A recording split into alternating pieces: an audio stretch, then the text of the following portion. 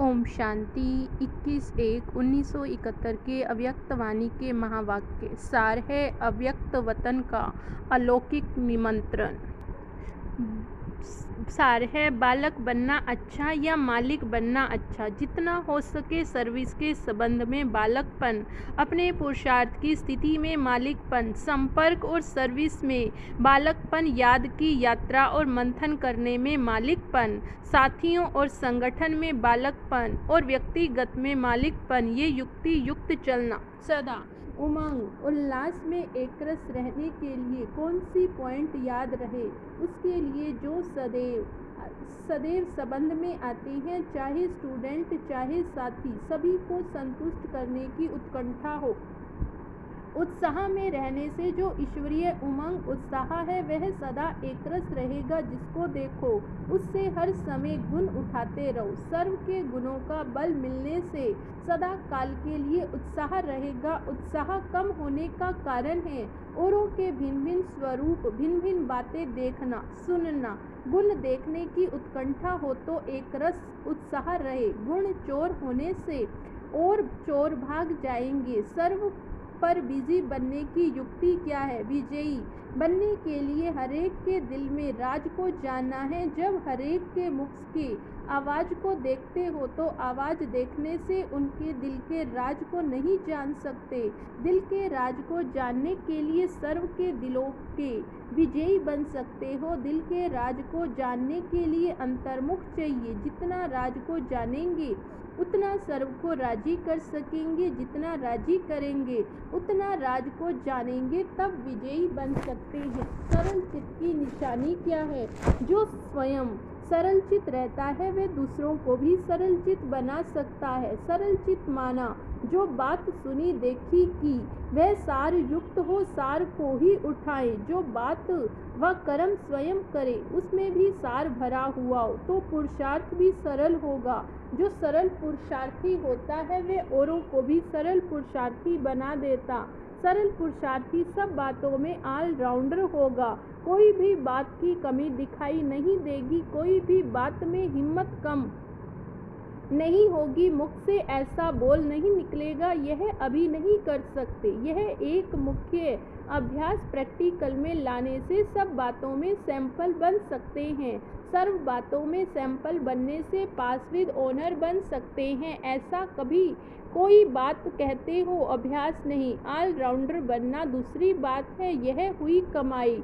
Allrounder example बनना दूसरी बात है। हर बात में अन्य के आगे सैंपल बनकर दिखाना, हर बात में कदम आगे बढ़ाना, अपने द्वारा सभी को कमाई में उल्लास दिलाना, यह ऑलराउंडर एग्जाम्पल बनना है। सेंस में ज़्यादा रहते हो या इन सेंस में सेंसिबल जो होते वे इतने सफलता मूर्त नहीं बन सकते। इस सेंस में रहने वालों की खुशबू अधिक समय चलती है, उसका प्रभाव सदा काल चलता है। जो सिर्फ सेंस में रहते हैं उनका प्रभाव तो रहता है परंतु हर समय नहीं। सभी के गले में विजय माला पड़ी है लेकिन नंबर वार, कोई के गले में बड़ी तो कोई के गले में छोटी। इसका कारण क्या है? जितना जितना शुरू से लेकर मनसा में, वाचा में, कर्मणा में आई हुई समस्याओं या विघ्नों के ऊपर विजयी बने उस अनुसार विजय माला हरेक की बनती है। शुरू से लेकर देखो तो मालूम पड़ सकता कि मेरी विजयी माला कितनी बड़ी है। आजकल छोटी माला भी बनाते तो बड़ी भी बनाते हैं।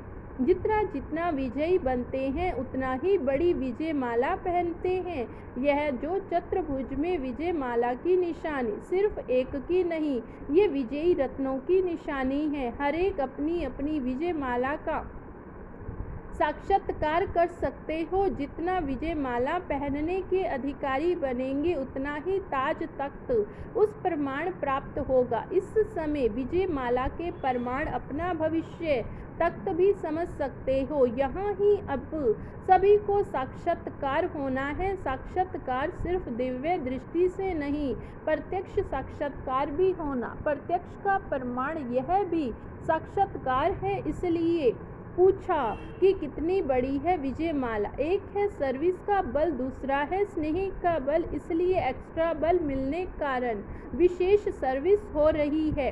जो स्वयं में शरीर के हिसाब से शक्ति नहीं समझते हैं, लेकिन यह बल होने के कारण जैसे और कोई चला रहा ऐसा अनुभव करते हैं। निमित्त बनने से बहुत एक्स्ट्रा बल मिलता, जैसे साकार रूप में निमित्त बनने से एक्स्ट्रा बल था, ऐसे इनमें भी है। अतीन्द्रिय सुख का अनुभव होने से क्या होता?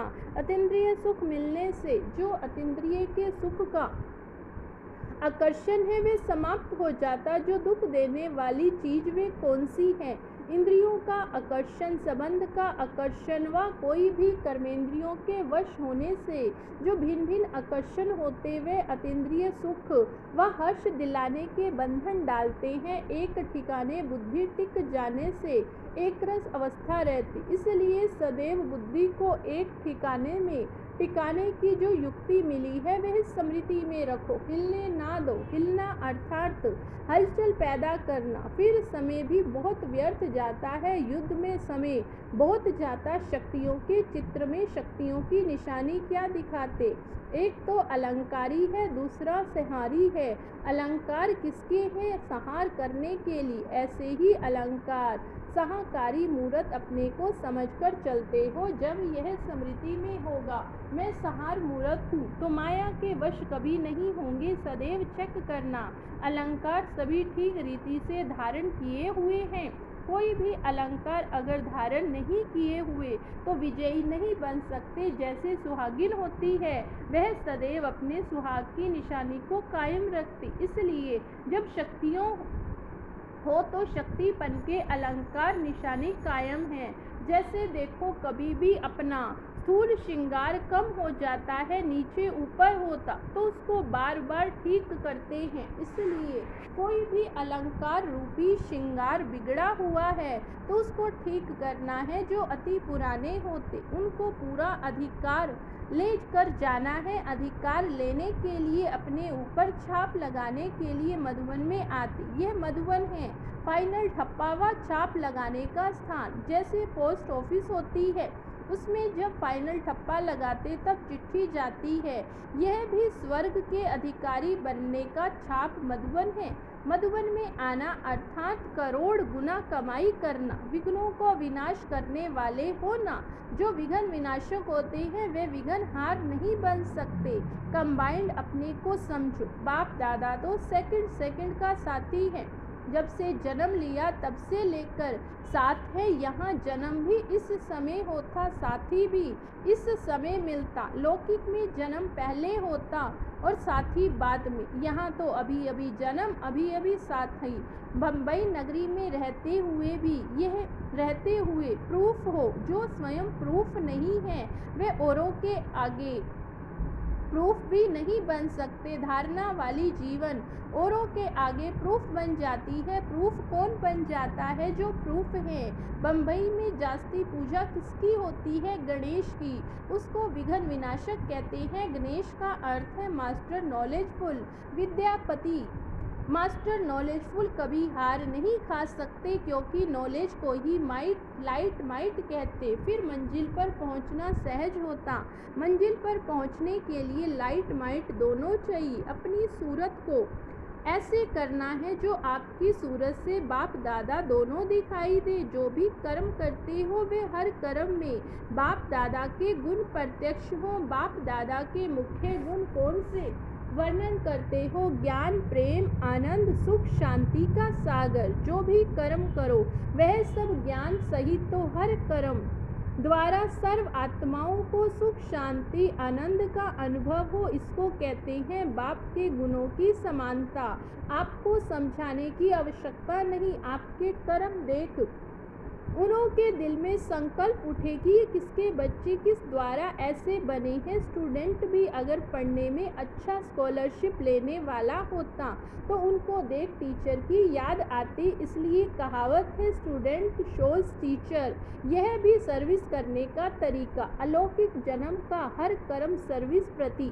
जितना सर्विस करेंगे उतना भविष्य ऊंचा। जितना अपने को सर्विस में बिजी रखेंगे उतना माया के वार से बच जाएंगे। बुद्धि को अंगेज कर दिया तो कोई डिस्टर्ब नहीं करेगा। यह भी संगम युग का वरदान है एक रस अवस्था, एक ही ध्यान, एक ही सर्विस में जितना हो कोई वरदान ले। जैसे कोई नशे में रहता है तो उसको कुछ सूझता नहीं, ऐसे इस ईश्वरीय नशे में रहने से दुनिया की आकर्षण से परे हो जाएंगे। कोई बांधेली ने पूछा, बाबा हम बांधेली हैं, हमको संकल्प चलता कि हम सर्विस नहीं करती हैं। बांधेली स्वतंत्र रहने वालों से अच्छी, स्वतंत्र अलबेले रहते हैं। बांधेली की लगन अच्छी रहती है। याद को पावरफुल बनाओ।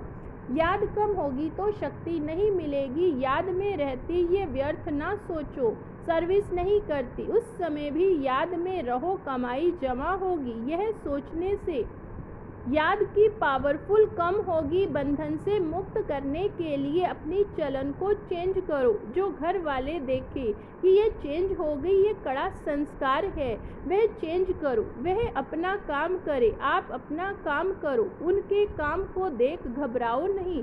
जितना जो अपना काम फोर्स से कर रहे हैं, आप अपना फोर्स से करो। उनके गुण उठाओ, वे कैसे अपना कर्तव्य कर रहे, आप भी करो। सारी सृष्टि की आत्माओं की भेंट में कितनी आत्माओं को ये भाग्य प्राप्त हुआ, तो कितनी खुशी होनी चाहिए। खुशी तो नैनों में, मस्तक पर, होठों में झलकती रहनी चाहिए। जो है ही खुशी के खजानों का मालिक उसके बालक हो तो खजाने के अधिकारी तो हो। 5000 वर्ष पहले भी आए थे।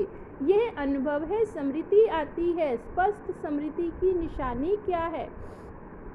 स्पष्ट स्मृति की निशानी है किससे मिलेगा तो अपनापन महसूस होगा और अपने स्थान पर पहुंच गया। यह वही स्थान है जिसको ढूंढ रहा था, जैसे कोई चीज ढूंढने के बाद मिलती। इस रीति से ये भासना आए कि असली परिवार से मिले हैं, अपनापन का अनुभव हो, इसको कहते हैं स्पष्ट अनुभव। दूसरी बात की जो बात सुनेगा वह उनको सहज स्पष्ट समझ में आएगी। जैसे पवित्रता की बात लोगों को मुश्किल लगती, परंतु जो कल्प पहले वाले होंगे अधिकारी, वह तो समझते कि हमारा स्वधर्म ही उनको सहज लगेगा। जैसे कोई जानी पहचानी मूर्ति होती तो उनको देखने से ऐसा अनुभव होता। यह तो अपने हैं, जितना समीप संबंध में आने वाले होंगे वह स्पष्ट अनुभव करेंगे। ऐसे अनुभवी आत्माओं को कर्म बंधन तोड़ने में देरी नहीं लगेगी। नकली चीज को छोड़ना मुश्किल नहीं होता है। अच्छा, ओम शांति।